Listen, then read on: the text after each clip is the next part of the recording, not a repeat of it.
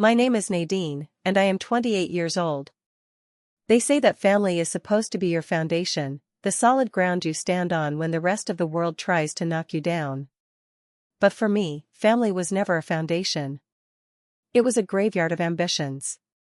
Every dream I ever had, every milestone I ever reached, was quietly dismantled and buried in the backyard of my childhood home in suburban Chicago. I learned very early on that love in my house was not unconditional. It was a currency, and I simply did not have the right account balance to afford it. To understand how a daughter ends up destroying her father's illusion of a perfect life, you have to understand the smell of burning paper. It is a scent I will never forget. 10 years ago, when I was exactly 18 years old, I walked through the front door of our house holding an envelope that felt heavier than gold. It was a thick, cream-colored envelope with the crest of a top-tier university stamped in the top left corner. Inside was a letter offering me a full-ride academic scholarship. 4 years, fully paid. No loans, no debt, just a pure, unadulterated ticket out of my miserable existence. My father, Gregory, was standing in the kitchen. He was a man who cared deeply about appearances. He wore ironed shirts even on Sundays and spoke with the kind of loud, booming authority that made neighbors think he was important. I walked up to the kitchen island, my hands shaking with an adrenaline I had never felt before, and placed the open letter on the marble counter. I did not ask for a parade. I just wanted him to look at me, really look at me, and acknowledge that I had done something extraordinary. Gregory picked up the letter. He did not read the details.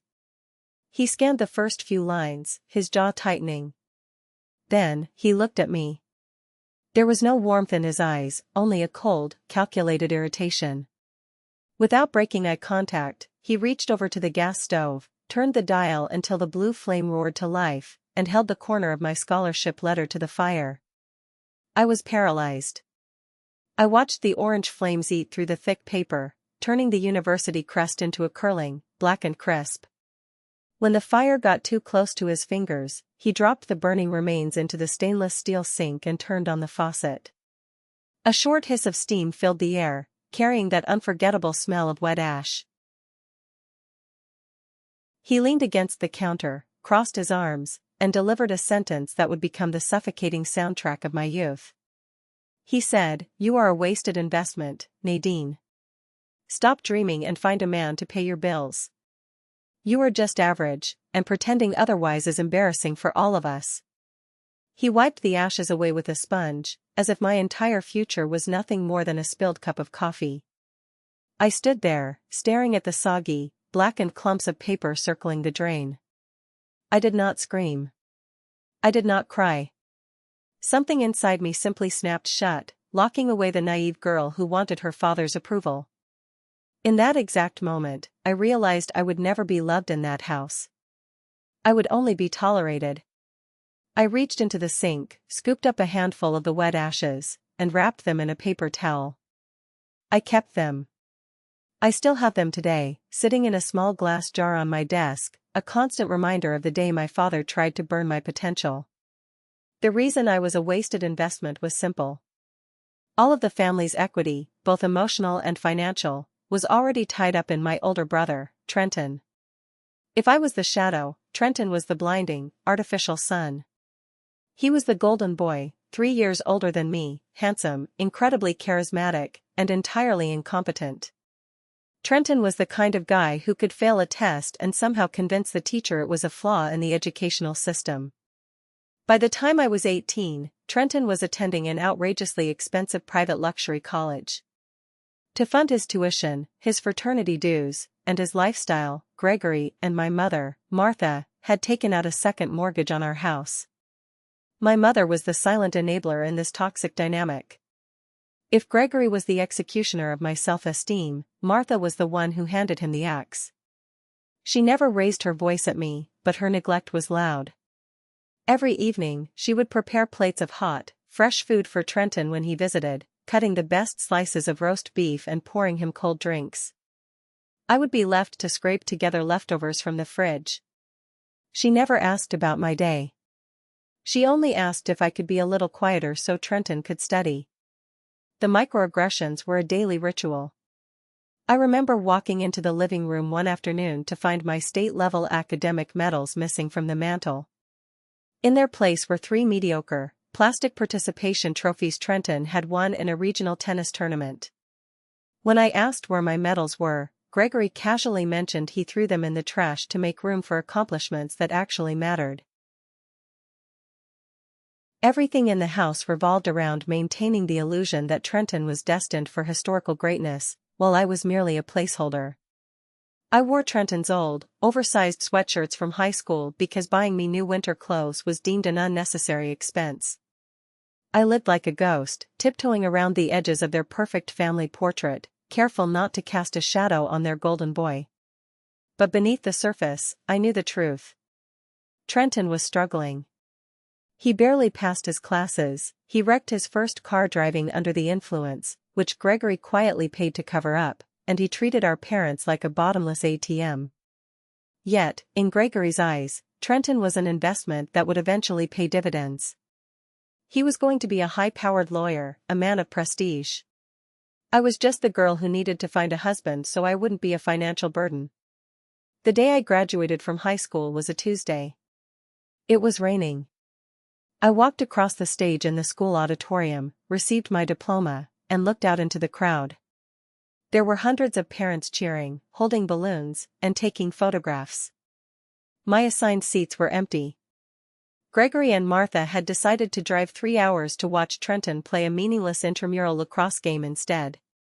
I took the public bus home in the rain, my cheap graduation gown sticking to my legs. When I unlocked the front door of our house, the silence was deafening. But there was something waiting for me in the hallway. My battered, blue suitcase. It was sitting right by the door, fully packed with the few clothes I owned. Gregory walked out of his home office, holding a mug of coffee. He did not say congratulations. He did not ask how the ceremony went. He looked at the suitcase, then looked at me, and delivered his final decree. He told me that since I insisted on being so aggressively average, he was no longer going to fund my existence. He said that 18 was the legal cutoff, and he was not going to spend another dime on a daughter who refused to listen to reason.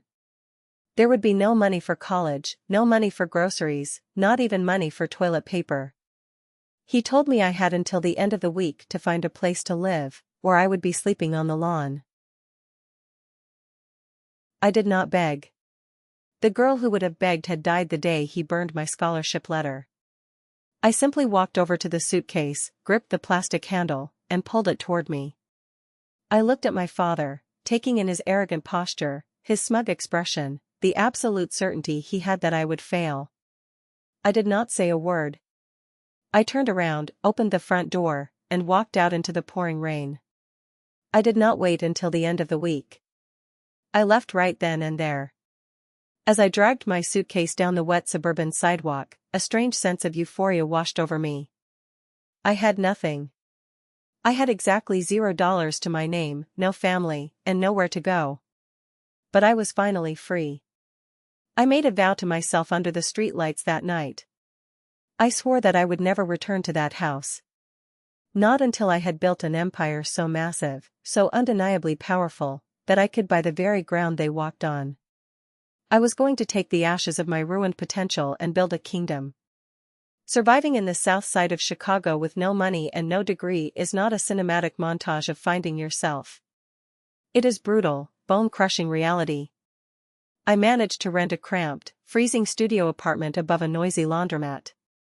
The radiator clanked all night, and the window let in more cold air than light. To pay the rent, I took the graveyard shift at a 24-hour greasy diner. From 11 at night until 7 in the morning, my life was a blur of fluorescent lights, spilled black coffee, and the heavy smell of old frying oil. That smell seeped into my pores, my hair, and my cheap uniform. It was the scent of exhaustion. But the diner was also my classroom. Working the night shift meant I interacted with the invisible workforce of the city.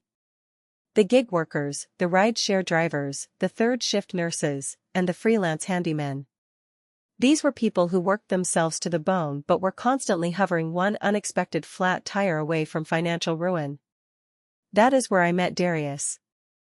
He was the 50-year-old line cook at the diner, a man with tired eyes and hands covered in burn scars. Darius became the closest thing to a father figure I ever had. He would slide me extra plates of fries when the manager wasn't looking and make sure I walked to the bus stop safely in the early hours of the morning. One night, around 3 a.m, the diner was empty. Darius was sitting in the booth across from me, staring at a piece of paper with his head in his hands. It was a statement from a payday loan company. He had borrowed $400 to fix his truck so he could get to work. But with the predatory interest rates, he now owed over $1,000. The fees were compounding weekly, choking him out. I looked at the numbers on that paper, and a cold realization hit me. The traditional banking system was not broken. It was working exactly as intended. It was designed to keep people like Darius trapped in a cycle of poverty, penalizing them for not having enough money. A spark ignited in my mind. What if there was a financial platform that didn't punish people for being poor? What if there was an application that offered zero-interest micro-advances for gig workers, using an algorithm based on their work history and tipped income rather than a traditional credit score? I did not have a degree in finance. I did not have a computer science background. But I had rage. Pure, unadulterated rage against a system that mirrored my father's cruelty, a system that looked at hardworking people and called them a wasted investment. I decided right then that I was going to build the solution myself. I was going to build an application, and I was going to call it Equinox.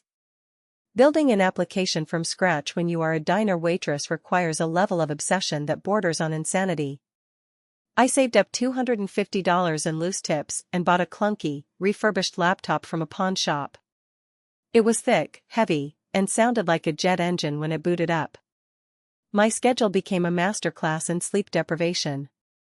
I would finish my diner shift at 7 a.m, take the bus back to my freezing apartment, sleep for exactly 4 hours, and wake up at noon. From noon until 10 at night, I sat on my mattress with that heavy laptop burning my thighs, teaching myself how to code. I consumed free online tutorials, read outdated programming textbooks I found at the public library, and spent hours staring at screens of text until my vision blurred. There were weeks where I wanted to throw the laptop against the brick wall. I would spend 3 days trying to figure out why a single line of code was crashing the entire database, crying out of sheer frustration. But every time I felt like giving up, I would look at the small glass jar of ashes sitting on my makeshift desk. I would hear Gregory's voice telling me I was average. And then I would wipe my face, drink a cup of bitter instant coffee, and start typing again. I used the diner as my testing ground.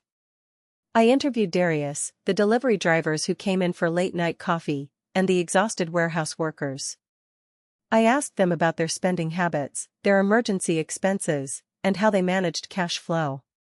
I mapped out their financial behaviors and used that raw, real-world data to build the algorithm for Equinox. It took me nearly 2 years. 2 years of smelling like grease, eating ramen noodles, and living in complete isolation. But by the time I was 22, I had done it. I had a working, functional prototype of the Equinox application. It was ugly, the user interface was basic, but the core engine was flawless. It worked. I knew that staying in Chicago would lead nowhere. Local investors would take one look at my resume, see a waitress with a high school diploma, and laugh me out of the room. If I wanted to play in the big leagues, I had to go to the heart of the machine. I had to go to Seattle. Leaving Chicago was the easiest decision I ever made. I packed my clothes, my laptop, and my jar of ashes into my rusty, 10-year-old sedan. I hugged Darius goodbye in the parking lot of the diner, promising him that one day, he would never have to worry about a payday loan again. The drive to Seattle took 3 straight days. I could not afford motels, so I slept in the driver's seat at brightly lit gas stations, locking the doors and pulling my coat over my head to block out the fluorescent lights. I washed my face in public restrooms and ate cold sandwiches from vending machines. As I drove through the endless stretches of highway, crossing mountains and plains, I felt a profound sense of shedding my past skin. I was no longer the frightened 18-year-old girl getting kicked out in the rain. I was a woman with a weaponized intellect and a product that could disrupt an entire industry. During a gas stop in Montana, I connected to the free Wi-Fi and briefly checked social media on my phone. My mother's page was public. There was a new photo. It was Trenton, smiling arrogantly, standing next to a brand new luxury car. The caption read, "So proud of our boy for passing the bar exam." I stared at the screen. I knew for a fact he had failed the exam 3 times before this. And I knew that Gregory and Martha had likely financed that car on credit they could not afford, just to keep up the facade of success. They were drowning themselves to keep their golden child afloat. I did not feel jealous. I felt a cold, sharp clarity. My family was building a castle on a foundation of sand, relying on debt and delusion. I was building an empire out of solid rock, using sweat, code, and sacrifice. I turned off my phone, threw it onto the passenger seat, and merged back onto the highway. The mountains of Washington state appeared on the horizon, massive and imposing. But I was not intimidated. I pressed my foot down on the gas pedal. I was ready to face the dragons of the tech world, and I was going to take everything they had. When I arrived in Seattle, the rain was falling in thick, gray sheets, washing over the windshield of my rusty sedan. I rented a bed in a crowded, noisy hostel downtown because it was the only thing I could afford. I shared a room with 5 other people, sleeping with my laptop tucked securely under my mattress. During the day, I ironed my only cheap, poorly fitting thrift store blazer and took the bus to the affluent neighborhoods where the venture capitalists had their sleek, glass-enclosed offices. I was 22 years old, running on sheer adrenaline and instant coffee, ready to pitch Equinox to the men who controlled the wealth of the technology industry. I thought the hardest part of building a business was the code. I was completely wrong. The hardest part was convincing rooms full of wealthy, arrogant men that a diner waitress from the south side of Chicago understood the financial system better than they did. Over the next 6 months, I pitched my application 42 times. Every single meeting felt like a psychological battle.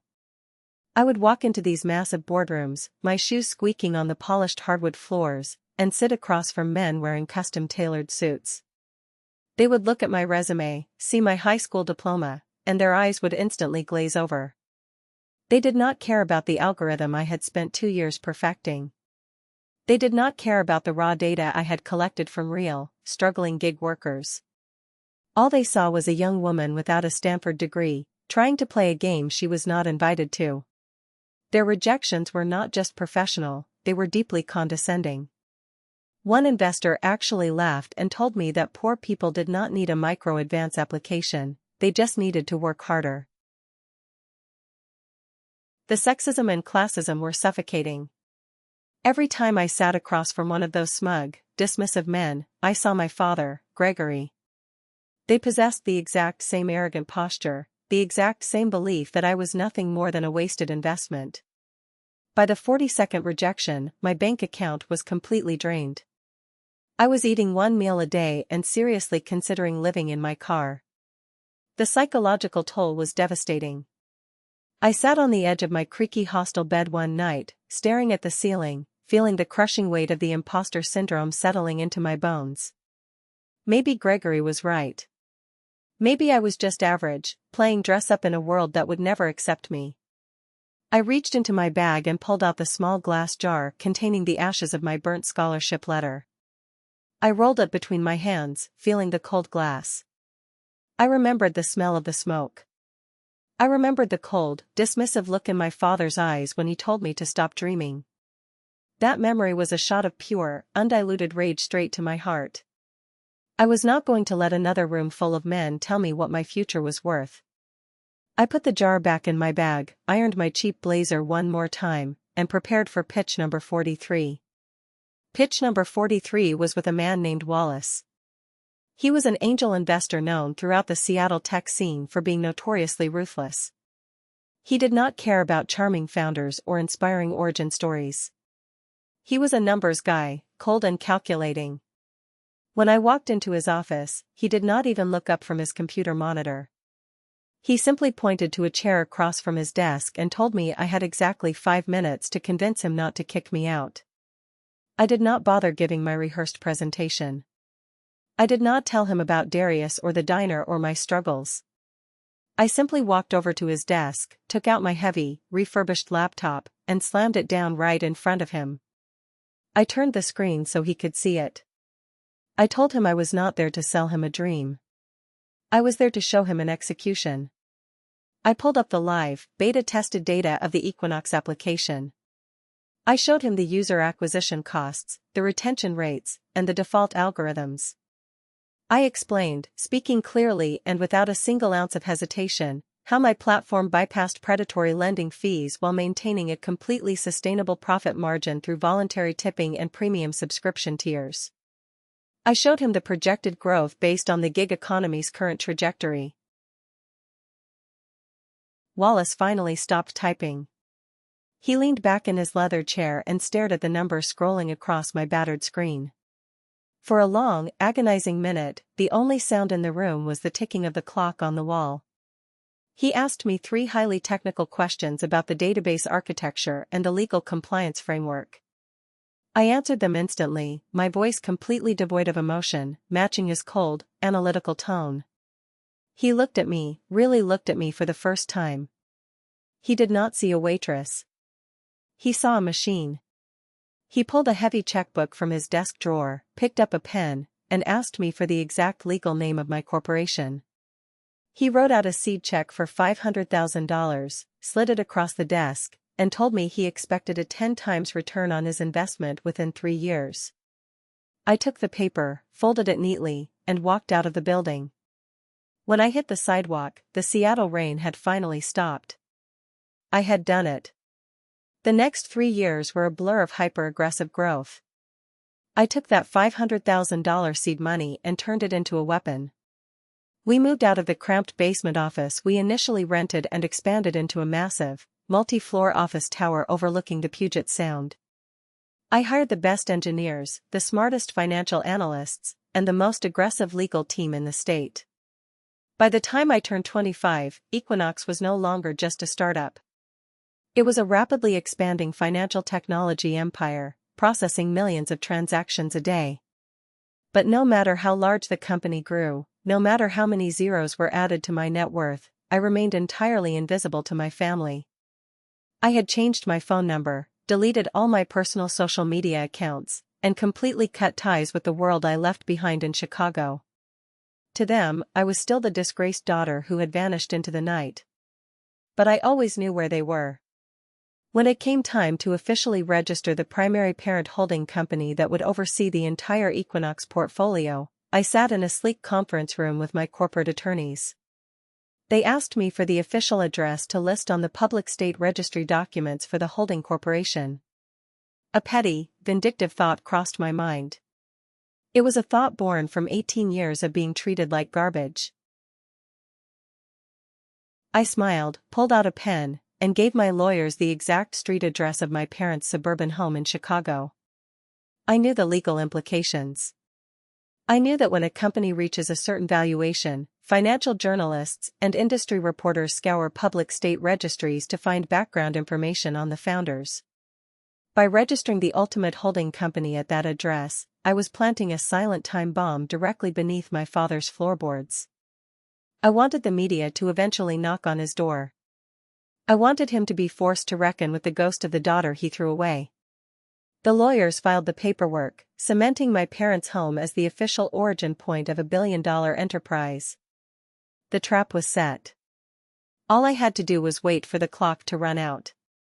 I am now 28 years old. Over the last 3 years, Equinox has completely dominated the market. We recently closed our Series D funding round, bringing the total valuation of the company to $2.5 billion. I was living in a penthouse overlooking the Seattle skyline, managing hundreds of employees, and completely focused on the upcoming initial public offering. My past was a closed chapter, until one Tuesday afternoon, my private assistant informed me I had received a highly unusual direct message on a professional networking site. It was a private, encrypted message from a woman named Valerie.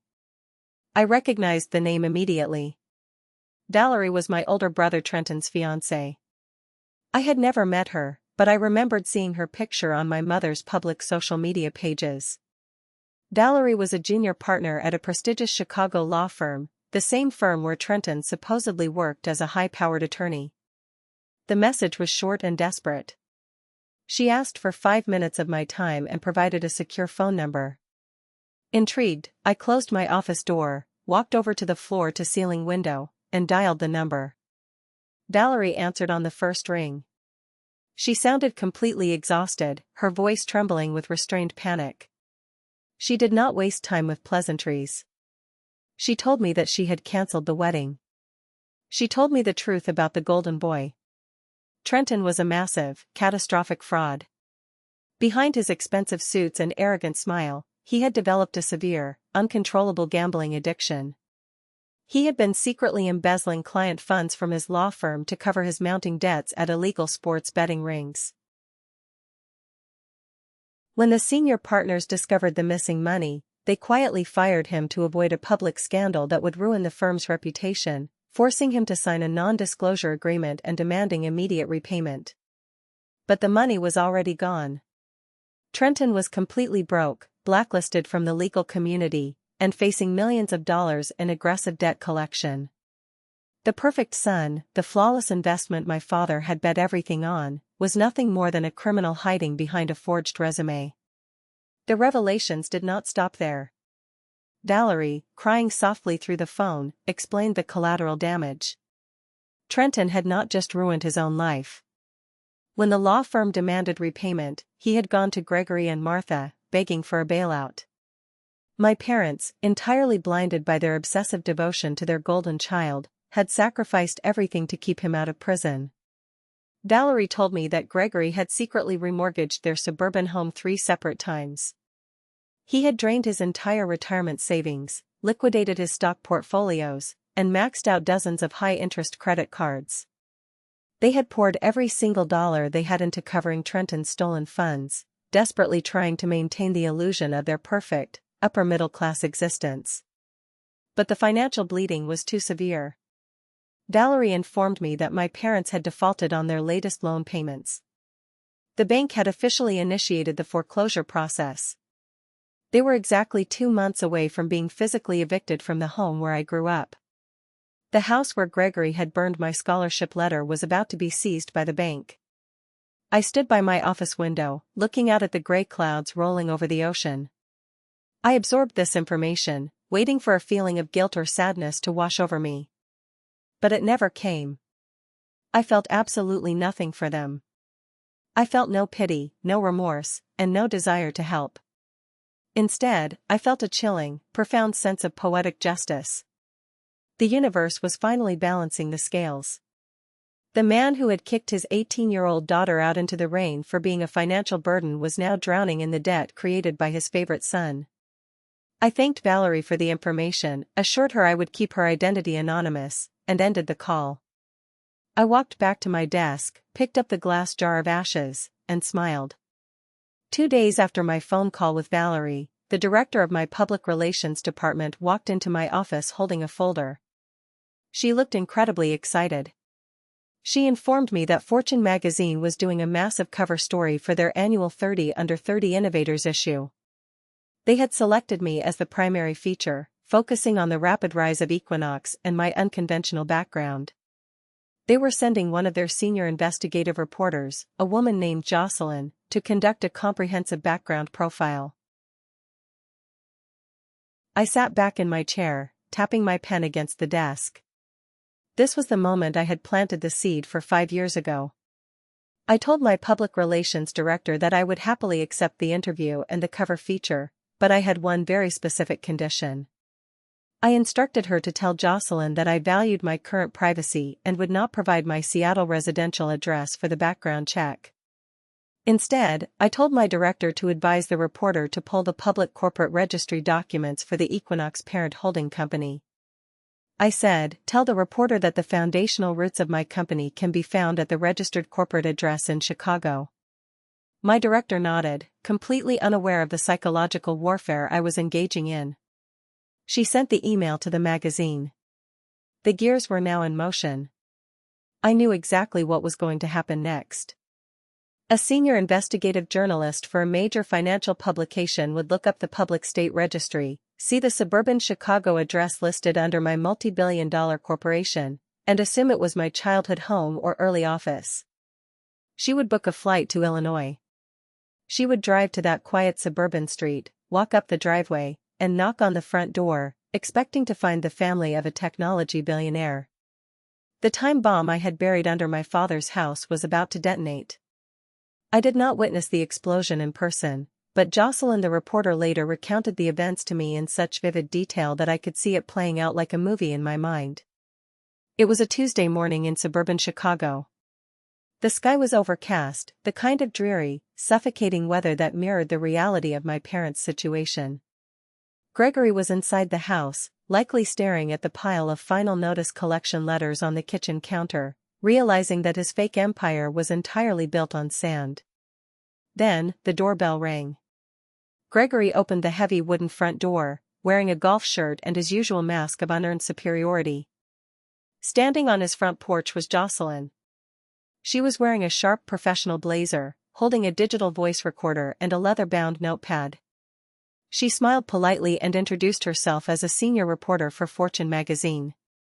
Gregory's posture immediately changed. His chest puffed out. His narcissistic mind went into overdrive. To him, a national financial magazine showing up at his door could only mean one thing. He assumed, with complete and utter delusion, that they were there to write a story about Trenton. He assumed that despite the embezzlement, despite the crushing debt and the impending foreclosure, his golden boy had somehow pulled off a miraculous legal victory that warranted national attention. Gregory leaned against the doorframe, a smug, satisfied smile spreading across his face.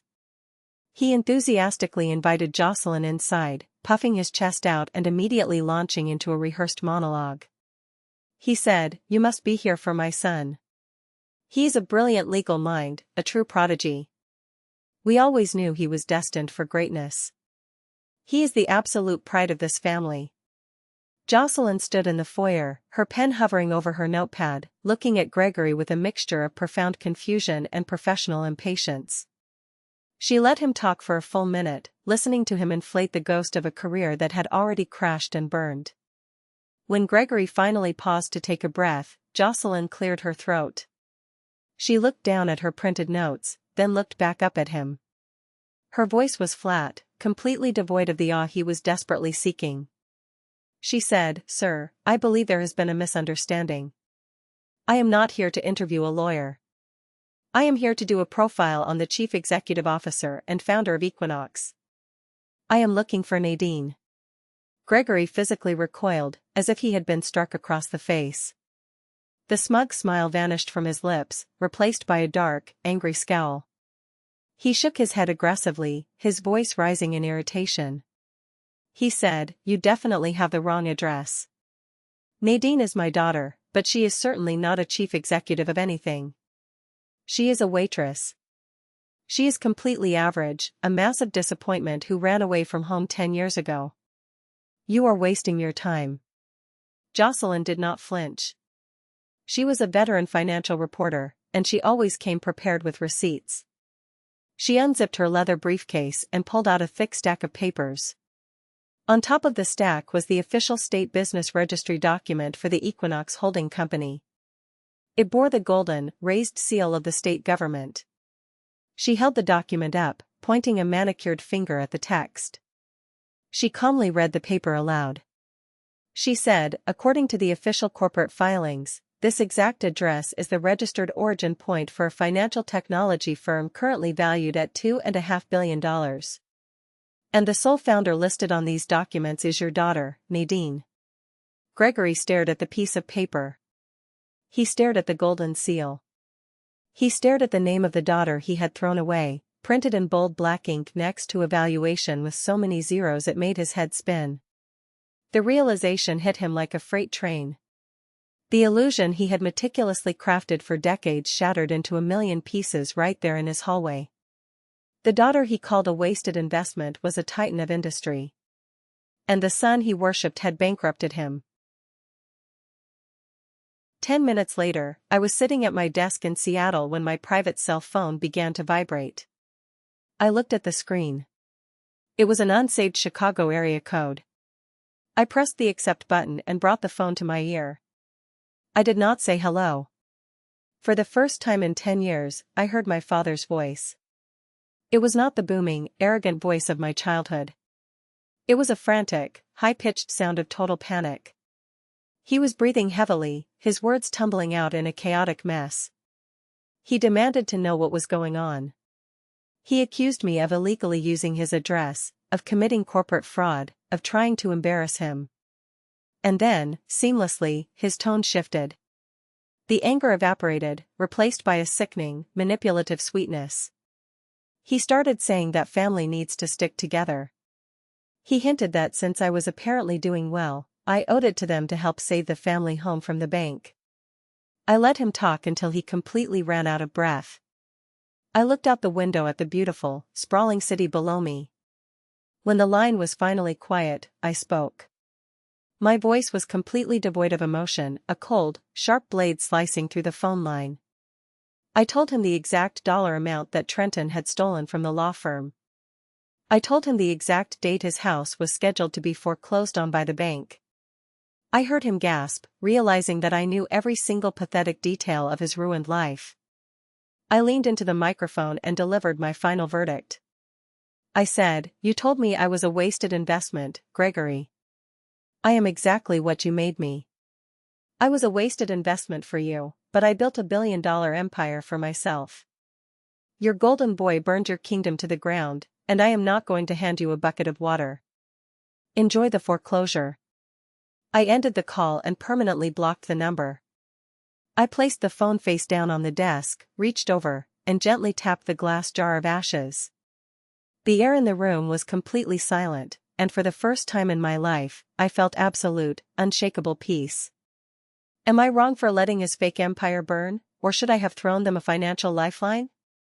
Thank you for watching. If you haven't subscribed yet, make sure to like, comment, and subscribe to my channel for more stories about taking back your power.